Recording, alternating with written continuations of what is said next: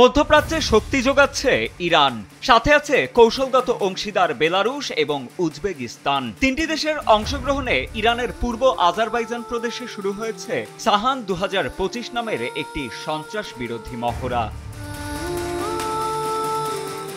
মূল মহড়ার আগে সম্পন্ন হয়েছে প্রস্তুতিমূলক অনুশীলন, যেখানে সরাসরি গুলি করা ছাড়া জিম্মিদের উদ্ধার ও আন্তঃসীমান্ত সন্ত্রাসী দমনের জটিল অনুশীলনগুলো রপ্ত করা হয়। কমান্ডার নোশাদ আবদারি নিশ্চিত করেন, সীমান্তে সন্ত্রাসী দল চিহ্নিত করার পর বেলারুশের যৌথ উদ্যোগে তাদের নির্মূল করে উজবেকিস্তানের সহায়তায় এলাকাটিকে নিরাপদ করা হয়।